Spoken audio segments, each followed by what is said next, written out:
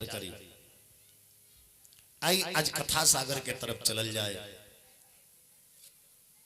देखिए रामचरितमानस जब पढ़े खातिर वो ग्रंथ के वो किताब के खुलो तो सर्वप्रथम महादेव मैया सती के कथाई में मिलेला।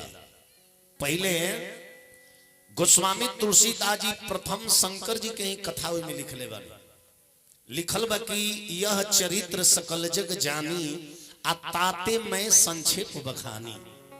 पहले शंकर जी के ही कथा लिखले बनी। का है स्वयं विष्णु भगवान भी कहिले कि जा पर कृपा न करहि पुरारी असो नहीं पावहि भगति हमारी। जेकरा ऊपर शंकर जी के कृपा ना होई वो विष्णु भगवान के भक्ति कदापि प्राप्त ना कर सकेला। शिव द्रोही ममता से कहावा असो नर मोहि सपने नहीं भावा। शंकर जी के द्रोही होके जो विष्णु भगवान के भक्ति प्राप्त करे के चाहेला ओकरा कदापि प्राप्त ना होला। आ देखिए शंकर भगवान में अब विष्णु जी में तनको अंतर ना हो, तनको अंतर ना हो। एक दिन मैया लक्ष्मी जी चल गई ताना मारे कि करा के पार्वती माई के। पार्वती मैया के ताना मारे गई के लक्ष्मी माई। लक्ष्मी जी कनी पार्वती और सांपवा रखे ले उतार सांपवा रखे वाला बिसहरिया कहाँ गई बड़े। मैया पार्वती उपतिया खाली पलट दे तरी तो उपतिया जाके विष्णु भगवान पर सट जाता। लक्ष्मी माई पूछली कि कहवा गइल बाड़े अरे तोहरो बिसहरिया।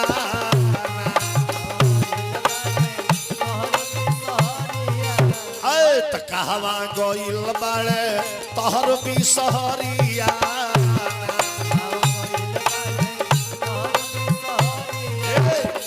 और सांपवा रखेले सांप रखेले बिसहरिया कहाँ गइल बाड़े। मैया पार्वती के लिए आओ बताओ तनी जे हमर बिसहरिया कहाँ बड़े। हमार पति देव समुद्र मंथन में कालकुट जहर पियनी त गाला में जलन रहेला ओकरा के शांत करे खातिर गाला में सांप रखिले तो ई बिसहरिया कहतरी। अपना घरे नहीं खुद देखो अपनो घरे देख लो।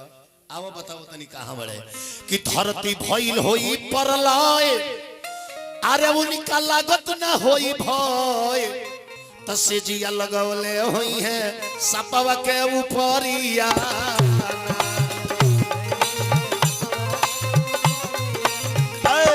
जिया लगौले होई है सपवा के ऊपरिया।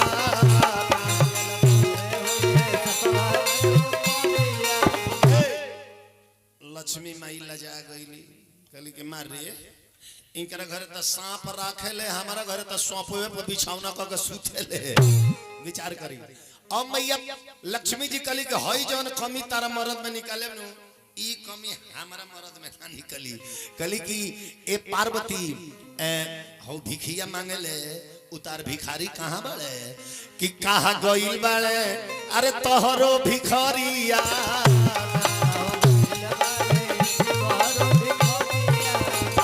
कहवा गइल बड़े तोहरो भिखारिया।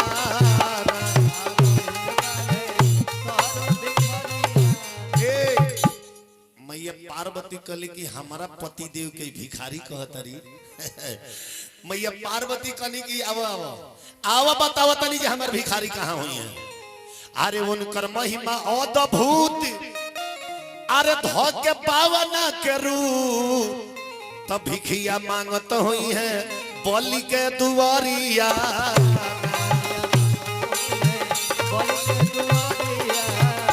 भिखिया मांगत हुई है बलि के दुआरिया।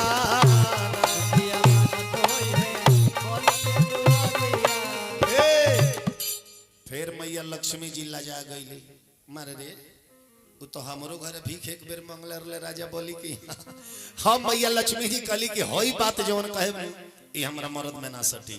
त कहतरी मैया लक्ष्मी जी की क्या हाँ गइल बाड़े जौन जहरवा पियले समुद्र मथनवा में उ कहाँ गइल बाड़े त कहाँ गइल बाड़े तोहर बिसहरिया।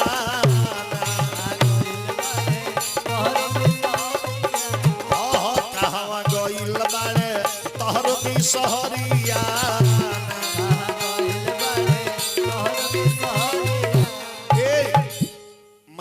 पार्वती कनी की संसार के कल्याण खातिर हमार पति देव जहर पी गई ते बिसहरिया कहतारी मैया पार्वती कनी जे आओ लक्ष्मी हम बताओ तनी जे विष पिए वाला कहां बाड़े अरे हो के नंद के उलाला अकतही कइले होई है हाला त कहीं पियत होई है अरे पुतना के जहरिया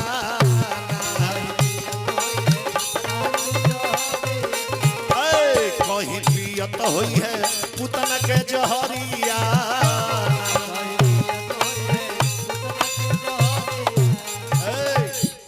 वेद पुराण बात अनेक अरे शंकर विष्णु हवन एक अरे तुम मूर्ख है हटे जे बुझे न तरिया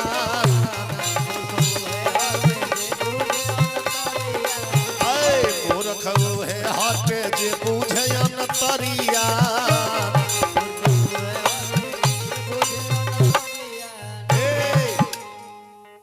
वेद पुराण में शंकर विष्णु हवन एक मूर्ख उहे हट जे बुझे अंतरियाना।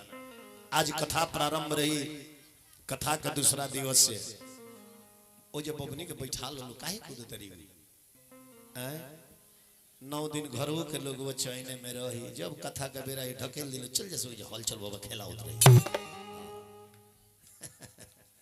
विचार कर आज इरौरा सबके समोगर गांव चलता फिरता प्रयाग धाम बन चुकल बा। प्रयाग कहां बा मानस में लिखल बा कि राम भगति तह सुरसरी धारा जहाँ भगवान के भक्ति होला ओ जा गंगा जी के धारा बहेला। राम भगति तह सुरसरी धारा सरसई ब्रह्म वेद प्रचारा। जब हे मंच से वेद के प्रचार करी जाला तो सरसई ब्रह्म वेद प्रचारा एजा सरस्वती जी के आगमन हो जाला। तो राम भक्ति द्वारा गंगा जी आ गई नहीं, वेद प्रचार द्वारा सरस्वती जी आ गई नहीं।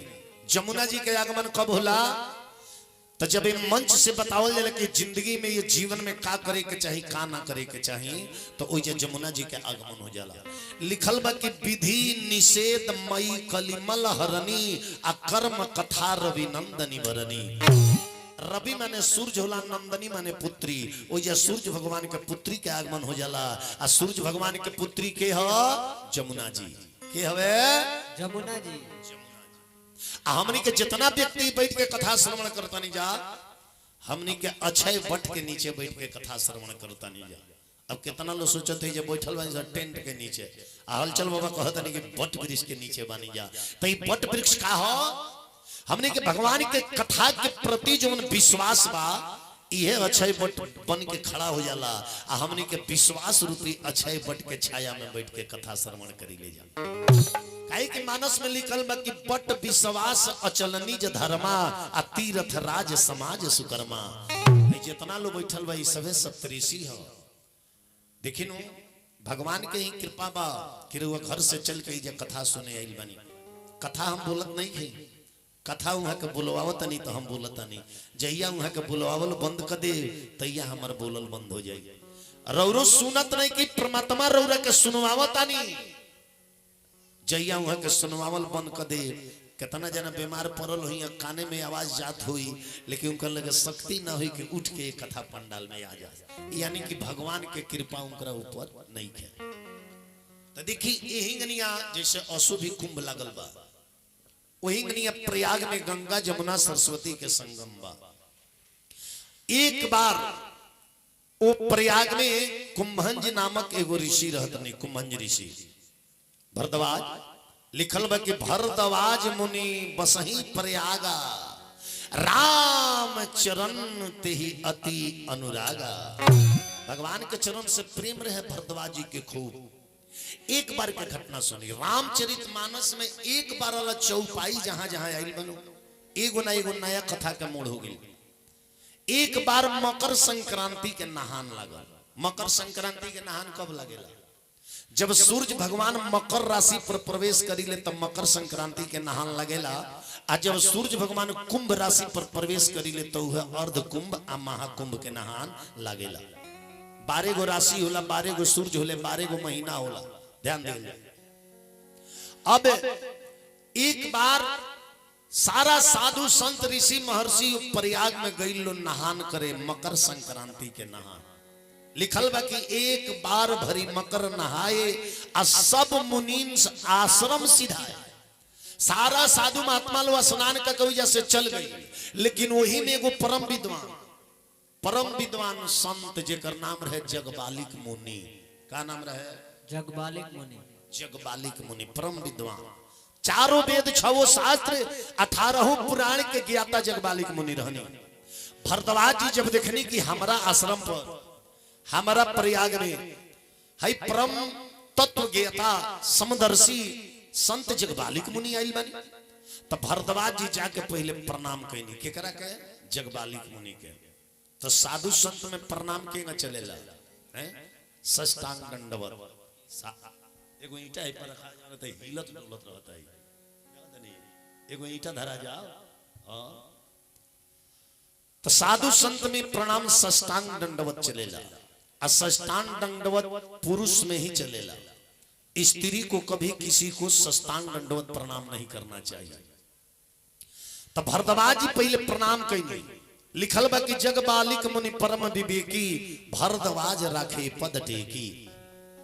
प्रणाम करके तब भरद्वाज जी कहनी कि महाराज रौरा चारों वेद 6 7 18 पुराण 108 उपनिषद के ज्ञाता बानी। आप बड़ा भाग्य से रौरा हमरा आश्रम पर पधरले बानी। हमारा मन में एगो शंका बतनी, हमारा शंका के दूर कर दी। हमारा मन में शंका बा, इस शंका के दूर कर दी। रौरे मन में कोनो शंका होखे आ कोनो परम विद्वान रौरा घरे चली आवस, तो रौरा सोचे जे यही विद्वान से हम अपना शंका के दूर करवा ली। जगबालिक मुनि हंसे लगनी, कहने की भरद्वाज तारा मन में शंका, संत के मन में शंका? अरे संत तो सारे शंकाओं का अंत कर देता है। आज यदि संत के मन में शंका हो जाए तो बाकी प्राणी को कौन पूछता है? का तारा मन में शंका बा? ते जब भरद्वाज जी कहने की हमरा यह शंका बा, राम नाम पर शंका बा कि राम नाम के अमित प्रभावा,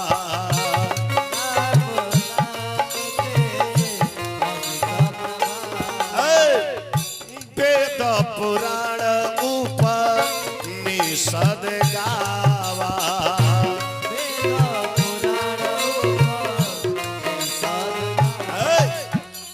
तने ध्यान से कथा श्रवण कर जाओ। भरद्वाज जी कहने की राम नाम के अमित प्रभावा, वेद पुराण उपनिषद गावा। राम नाम के महिमा चारों वेद 6 शास्त्र 18 पुराण गा रहल बा, लेकिन ई राम हो के। तने ध्यान दे, ई भरद्वाज जी प्रश्न कैले बानी, ई राम हो के? एगो राम के बारे में हम सुनले बानी, आ एगो राम के बारे में रोल जाना तनी। भरद्वाज जी कहने की एक राम अवधेश कुमारा, तिनके चरित्र विदित संसारा।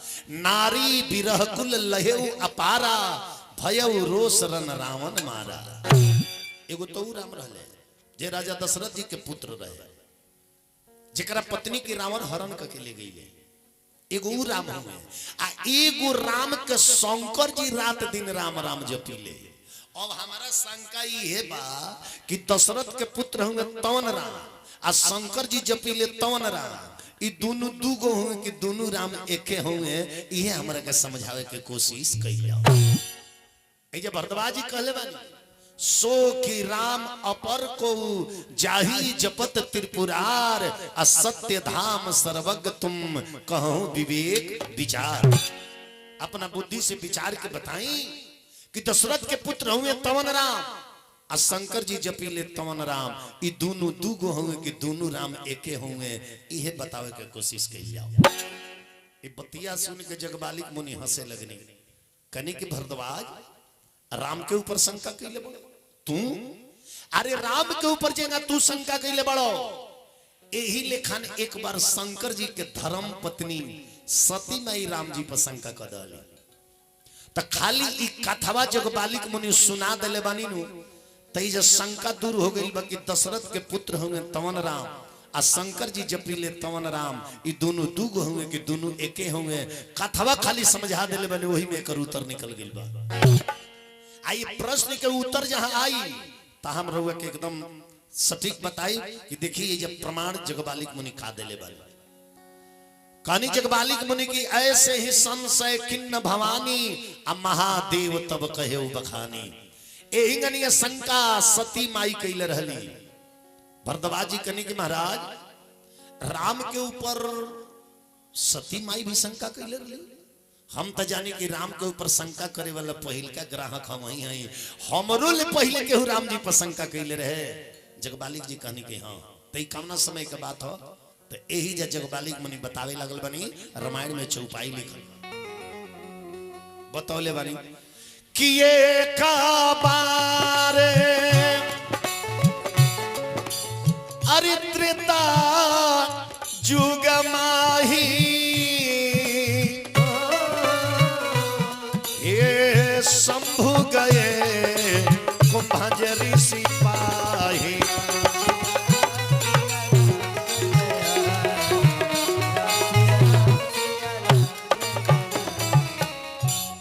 एक बार त्रेताजुग माही त्रेता के बात है एक बार त्रेताजुग माही शंभु गए कुंभज ऋषि पाही एक बार शंकर जी कथा सुने गई नहीं ए बहिना सब काहे बतिया उतारू जा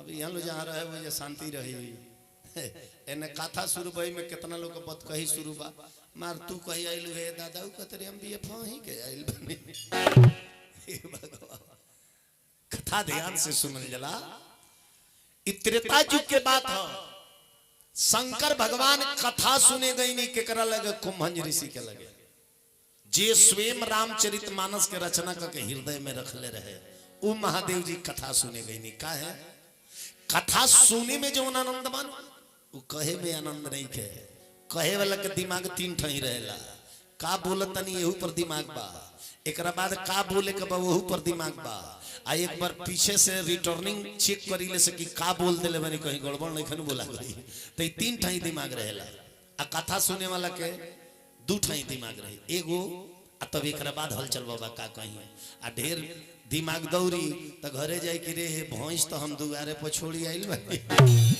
विचार करी तो कुंभज ऋषि के दरबार में शंकर भगवान कथा सुने गई तो अकेले ना गई ना संग में अपना धर्म पत्नी सतियु माई के लेके गई नहीं ऐसे प्रमाण मिलता कि कथा सुने जाई सत्संग में जाई प्रवचन में जाई अकेले मत जाई पूरा बाल बच्चा अपन पूरा परिवार लेके जाई काहे कि हम मंच से जौन ज्ञान के बात बतावल जाई पूरा परिवार अपना हृदय में धारण करी तब जाके संस्कारिक परिवार होई न तो रहुआ अकेले साइकिल उठा के घूम घूम के कथा सुनत फिरता नहीं कथा मंच से व्यास जी बतौले कि स्त्रियां घर की लक्ष्मी होती है स्त्री का अनादर नहीं करना चाहिए जिस घर में गृह लक्ष्मी का अनादर होता है उस घर से धन लक्ष्मी रूठ कर चली जाती है राउर तो सुधार हो गई रहुआ तो हृदय में धौलहनी कि या से अपना मेहरारू के अनादर ना करे अपना मेहरारू के गाड़ी ना दे मारे ना लेकिन जोहिया है मंचवा से बतावल गई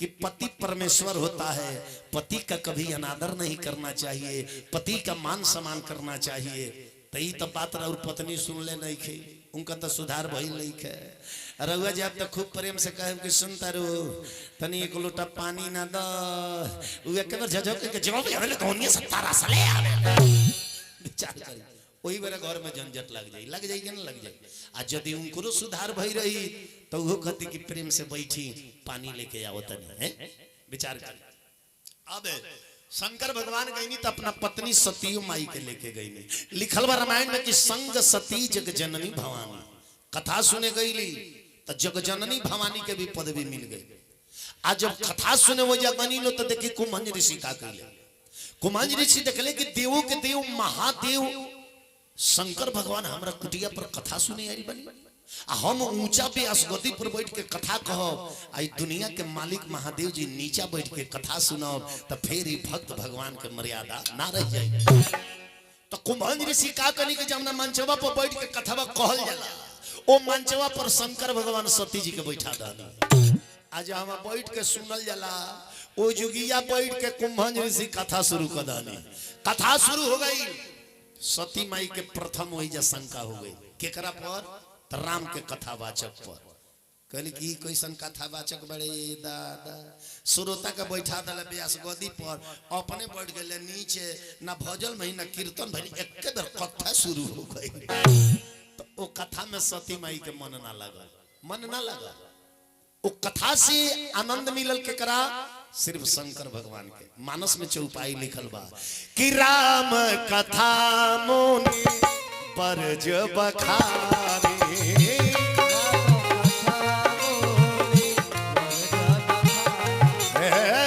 सुनी महेश परम सुख मानी,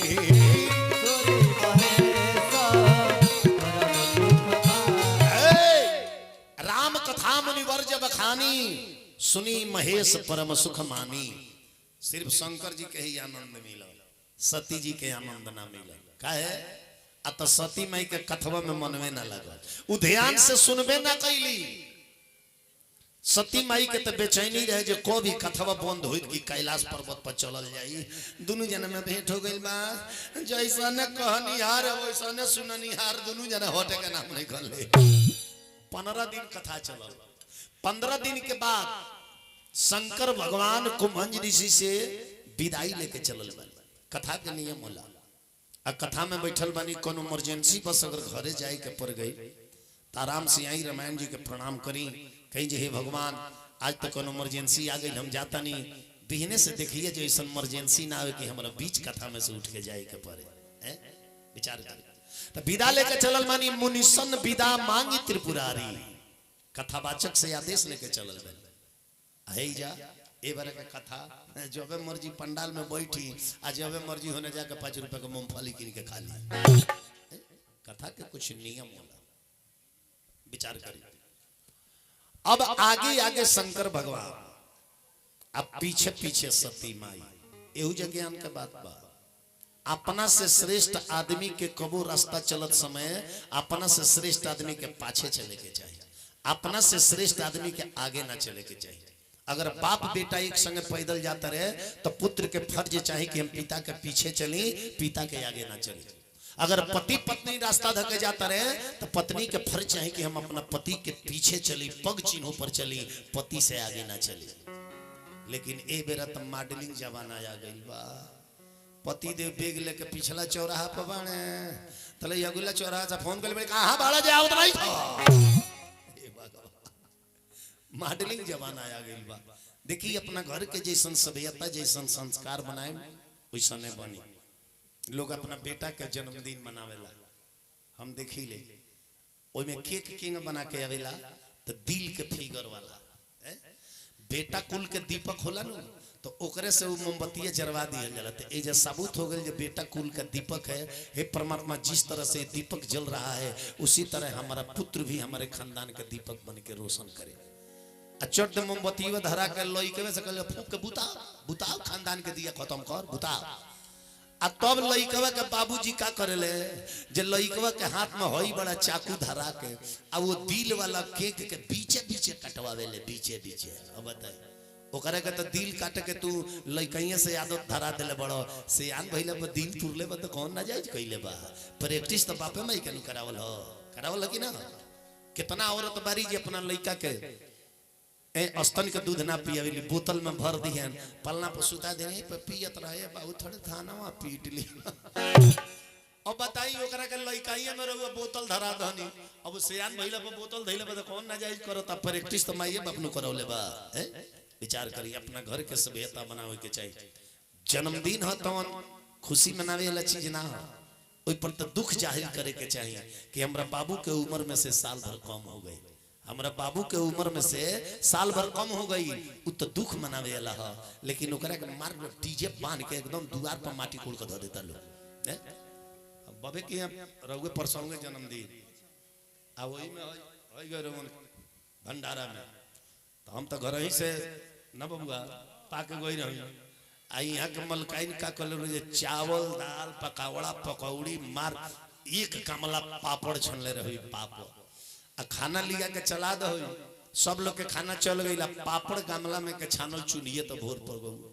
अभी लोग खाए पड़ गए, आधा से अधिक खाना खा ली हलो, तब भाई हमरा यो इशारा करता रहे और पापड़वा दिखावे खातिर छन आइल बखा आधा से अधिक खाला नहीं सब पापड़ तेने वही बे ना कही हम कहीं जे मुंह खोल के मंगी हम ना तो शिकायत हुई लोग कही जे बुझाता पापड़ ना खाला लोग का जे मुंह खोल के मांगता लो तो ई अपन बुद्धि लगावत रे होई बेंजू वाला कहत रे जानत नहीं अब तो इनकरा बुझा गो जे दिमाग से उतर गइल बा पापड़ ना तो छान के धइल बा मिस माइंड हो गइल बा तो ई कहत रे जानत नहीं आवत रोनी हसन इतना लमहर एगो सांप देखनी है जे एकदम हमर करेजे धड़ो गया तो यहाँ के बाबा कहतनी जे हाँ कितना लमहर सांपवा रहला तो ई कहत रे जानतनी कितना लमहर रहला हम बैठल बानी नु एजा से लेके हप्पा पाड़वा धइल बानी इतना लंबा सांपवा रहला तले तो यहाँ के दिमाग पर चढ़ गेल कि आई बा पापड़ तो फुर गइल बा मांगहु के ना पड़ल आ पापड़ मिल गेल ना बबुआ एक हक आदमी होले अपन दिमाग लगा ले अब देखिए आगे आगे शंकर भगवान पीछे पीछे सती माई जाता नहीं तनी बिहार वाला भाव लागल बबुआ आरे आगे आगे भोला जी चलानी अरे पीछावा से सती जी लगली किया हो मोरे रामा आ हो मोरे रामा अरे दोनों प्राणी चलल काये लासन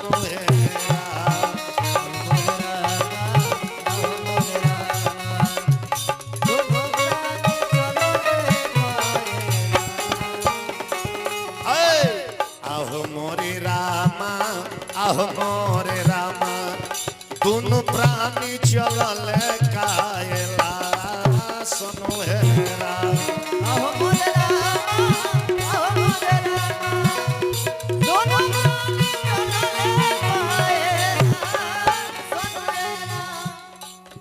राम जी के सुनीता सतनावा शिव जी के खुश बट मानवा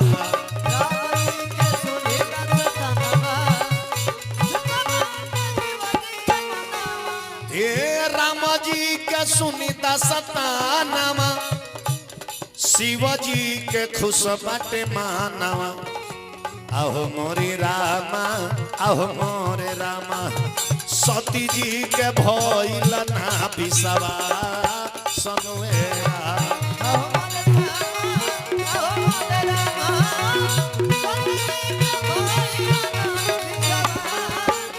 आहो मोरे रामा आहो मोरे रामा सती जी के भइल ना बिसवा सनुएरा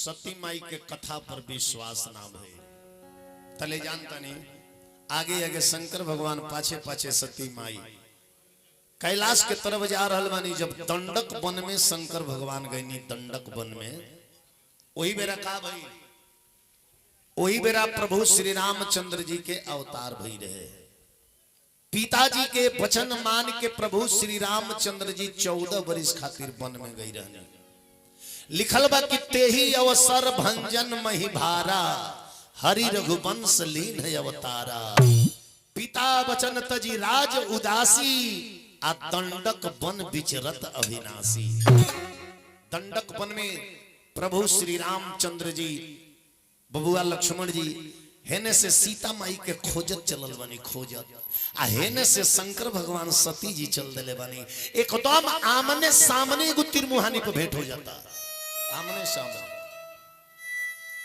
सीता माता के रावण चुरा के लेके चल गई रहले लंका में प्रभु श्री रामचंद्र जी सीता माता के वियोग में रोता नहीं पेड़ से पौधा से पशु से पक्षी से सीता के पता पूछता नहीं हे खगमृग हे मधुकर श्रेणी तुम दिखी सीता मृग नैनी हे इस वन के पशु पक्षियों हे इस वन के वृक्ष लताओं क्या किसी ने मेरे सीता को देखा है इनमें कुछ नास्तिक लोग एक बार के बाद ये रामचरितमानस पर सवाल उठा हुआ कि राम जी जब पूर्ण ब्रह्म के अवतार रहले तो जानत ना रहले जे सीता के ले गइल बा पेड़ पौधा पशु पक्षी से काहे पूछत रहले? वो मूर्ख आदमी के एक पहले वाला कथा पढ़े के चाहिए तो मैं बुझा जाए कि भगवान कौन लीला करत रहले। सीता के हरण के पहले ही भगवान प्रभु श्री रामचंद्र जी सीता माई से कहनी कि सुनहु प्रिय बर्त रुचिर सुशीला, मैं कछु करबल ललित नर लीला। नर लीला, नर लीला भगवानी लीला ना, तो नर लीला के यह भाव होला कि आदमी अज्ञानता रहेला, जानकारी ना रहे कि कहाँ गइल बा। मैं कछु करबल ललित नर लीला, तुम पावक मह करहु निवासा, अजू लगी करहु निशाचर नासा। हे सीता तू अग्नि में प्रवेश कर जा, अग्नि में प्रवेश कर जा। तो अग्नि में काहे भगवान राम सीता माई के अग्नि में काहे भेजनी? ऐसे भेजनी कि अग्नि देवता के ही खीर दहला से प्रभु श्री राम के अंश अवतार भई रहे। तो लड़की दुइये जगह न रहले कि त पति के पास न त सास ससुर के पास, तो ओ नाते से अग्नि देव सीता माई के ससुर भी लगत रहे। ऐसे कहले कि तू इजा जा रही हो आ तहार प्रतिबिंब तहार परछाई लेके एजा से हम ललित नर लीला करे। नर लीला विचार करें तो वह छाया रूपी सीता के रावण ले गिरले। तो भगवान दिखा देनी कि एक नर का भाव क्या होता है। अपने पत्नी को उतना तक रक्षा करना चाहिए कि आपके पत्नी के परछाई पर भी कोई उंगली उठाए तो उसकी उंगली मड़ोड़ कर तोड़ने का हिम्मत रखिएगा।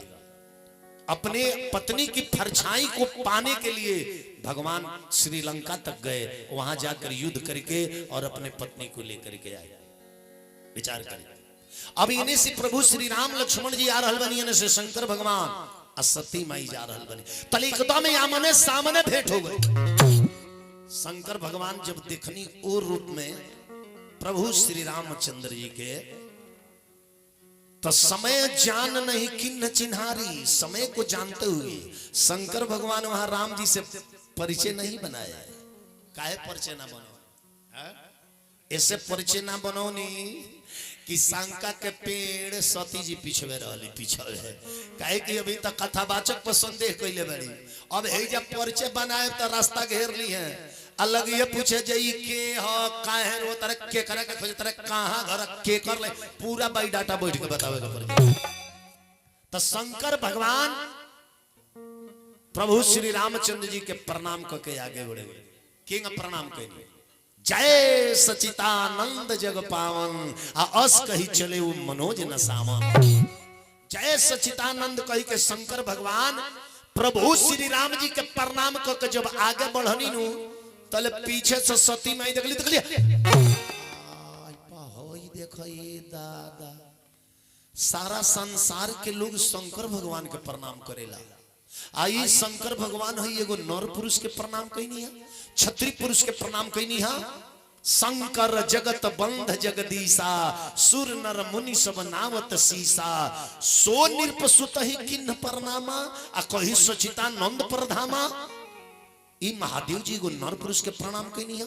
आ वहु में सचितानंद कह के, सचितानंद ओकरा के कहल जाले जे सबका चित्त में आनंद दे, उसे सचितानंद कहते हैं।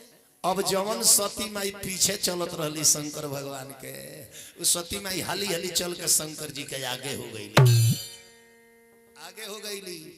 तब सती माई कहली कि तब आए के रहला, के रहला, बड़ा विधिवत प्रणाम भइला।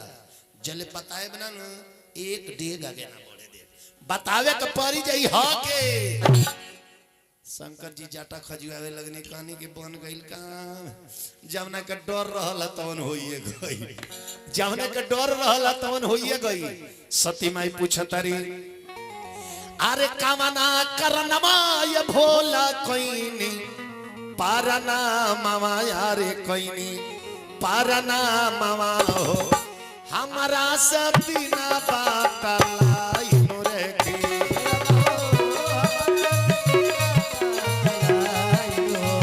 ए रमा हो, हमारा सब बिना बात लाई मोरे की।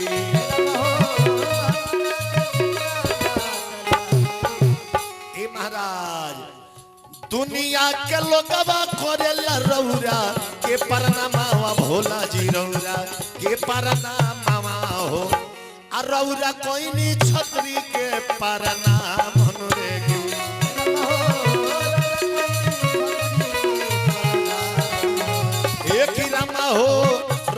कैनी छतरी के परनाम रे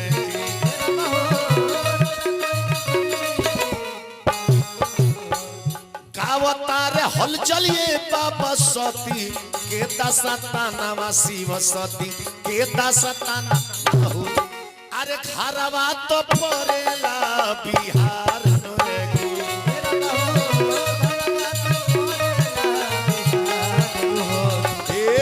हो खरवा तो परेला बिहार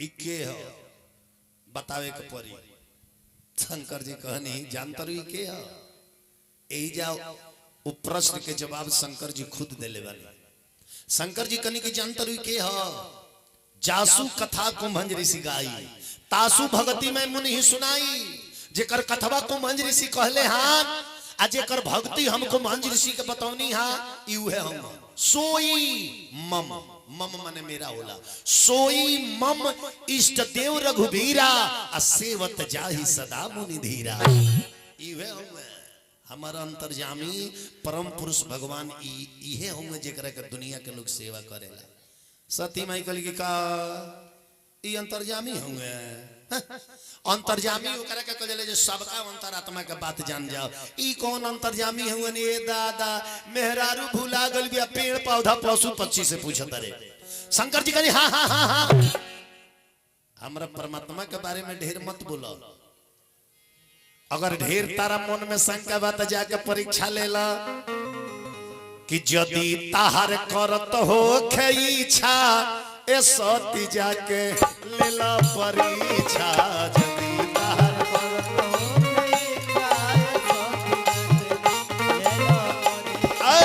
यदि ताहर करत हो इच्छा ए सती जाके लेला परीक्षा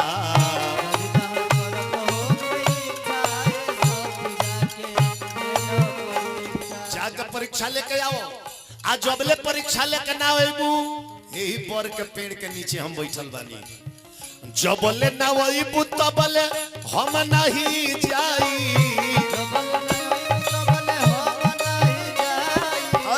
जबले ना आबू तबले हम नहीं जाई हे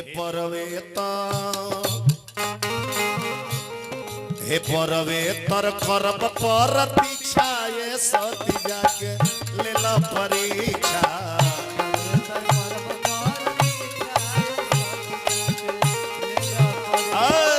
परवेतर करब प्रतीक्षा ये सती जाके लेला परीक्षा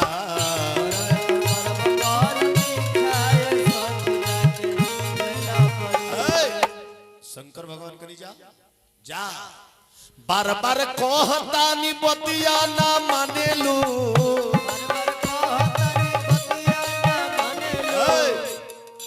एक एगो जीद अपन मनवा में ठानेलू जा परीक्षा लेवे जा अरे जईबू तो मिली तारा शिक्षा ए सती जाके लेला परीक्षा जईबू तो मिली तारा शिक्षा जईबू तो मिली तारा शिक्षा ए सती जाके लेला परीक्षा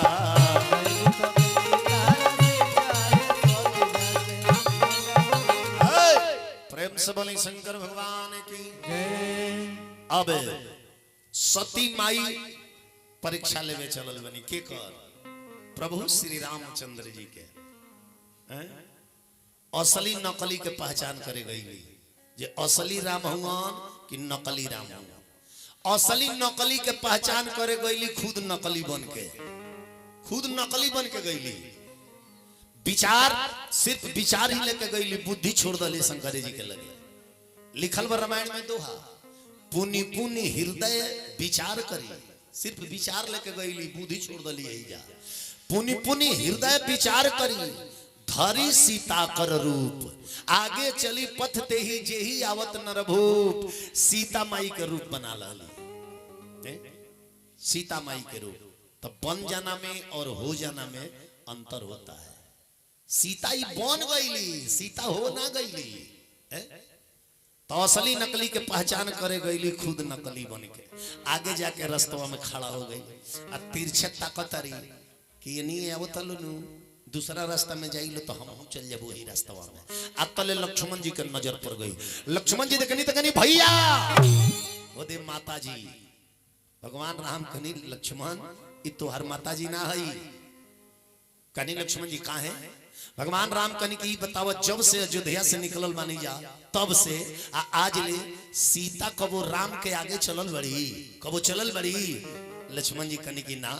भगवान राम कनी की तो राम के आगे चलने वाली ये सीता कैसे हो सकती है? चलो अब भगवान राम आइल बने सती माई के लगे वो प्रश्न के दूसर का जवाब है जब भगवान राम अपना मुंह से देता नहीं जाके प्रभु श्री रामचंद्र जी सती माई के प्रणाम कैले बने केंगान कि जोरी पाड़ी प्रभु अरे कीन्हा प्रणामू हे पीता समेत लीन्हा निज नामो रासिया। ताली बजा रहा है, ताली बजा रहा है।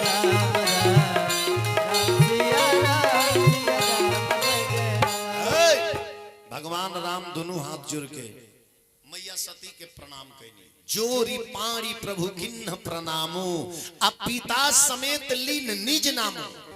प्रणाम ये माई हम अयोध्या के चक्रवर्ती महाराज दशरथ जी के सुपुत्र श्री रामचंद्र जी रौरा चरण में प्रणाम करतानी। आ रौवा अकेले बनवा में घूमतानी महादेव जी कहा बानी। अब महादेव जी के नाम सती माई सुनली नहीं तो लाजे पूरा मुंह ढाक लहली कली मर रे हो मैनी इनका के जांच आई तो हमारा के जांच लले ओ जा सती माई लजा गईली।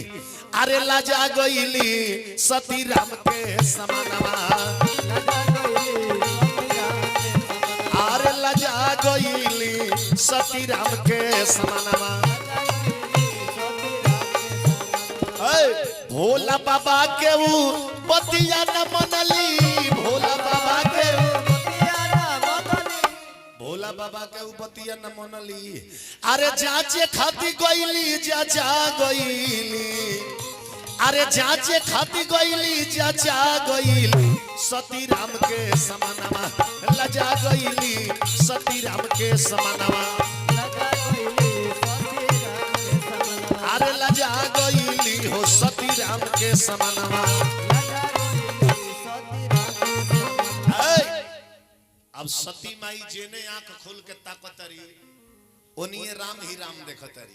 आगे राम पाछे राम ऊपर राम नीचे राम अगल राम बगल राम देखे जहत रघुपति जेते। चारू बगल जब राम ही राम सती माई देखली तो डर के मारे हृदय कांपे लगल। अखिया बंद करके ही रस्तवे में बैठ गई नी सती माई।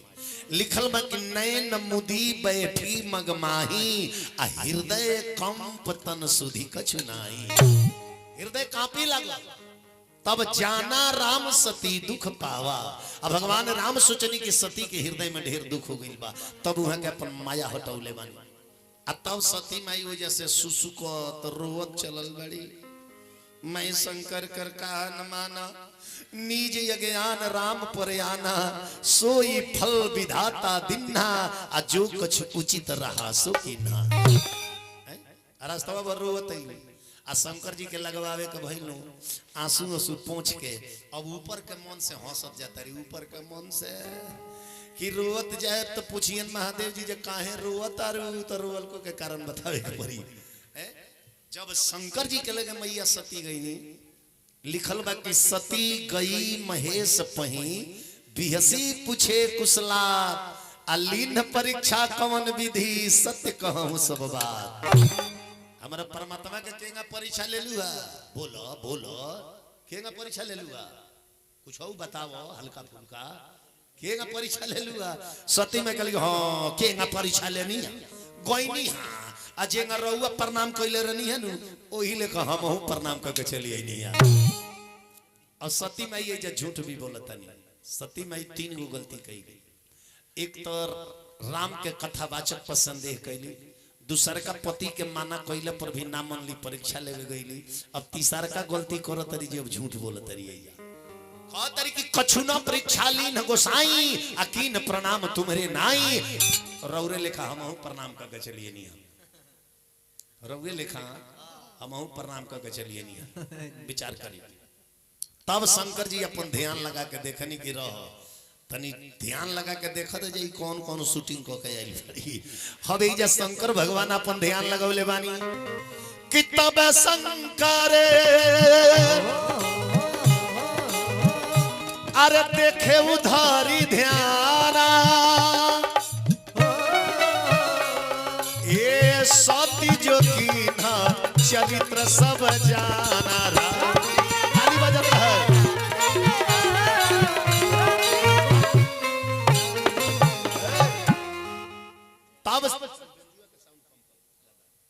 तब शंकर देखे उधरी ध्याना सती जो किन चरित्र सब जाना।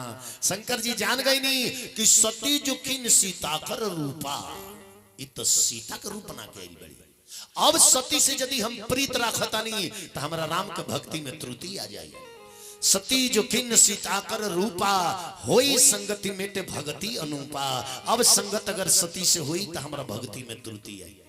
तो ये शंकर जी का कहनी प्रतिज्ञा कलनी अपने मन में, मुंह से ना मन में, कि सतिया एहतन भेंट मोहि नाही अशिव संकल्प कीन मन माही। शंकर भगवान प्रतिज्ञा कलनी त्याग द सती माई के त्याग दनी। विचार करी जब प्रतिज्ञा कहनी शंकर भगवान आकाश में आकाशवाणी हो गई। धन मानी ये महादेव जी आज राम के भक्ति के कारण रहुआ धर्म पत्नी के भी अपना त्याग दे। चलत गगन नभ गिरा सुहाई जय महेश भली भक्ति दृढ़ाई। रहुआ धन्य बानी आज राम के भक्ति के कारण रहुआ अपना पत्नी के भी त्याग दे। भक्ति खाती लो टूटो खटिया छोड़ कर नहीं खलो जल्दी भोजन में जा। तनख्वाह ना रही तो फ्री में थोड़े भजन हुई। ध्यान दी विचार करिए। अब आकाशवाणी सुन के सती में रोवे लगली। कली कि महादेव जी रोवा कौन प्रतिज्ञा कहनी है कि आकाशवाणी हो गई। तब बेरी बेरी सती जी हो अरे भोला जी से पूछेली सुनी शिवा राजा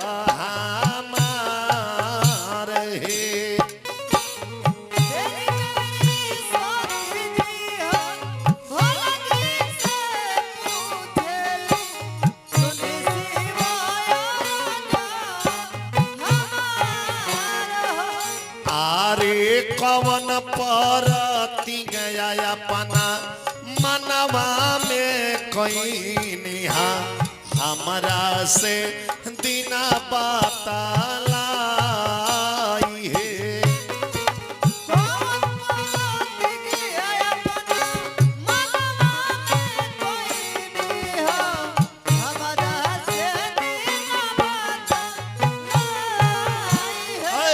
आरे कवन परती गया अपना मनवा में कोई निहा हमरा से दिना पाता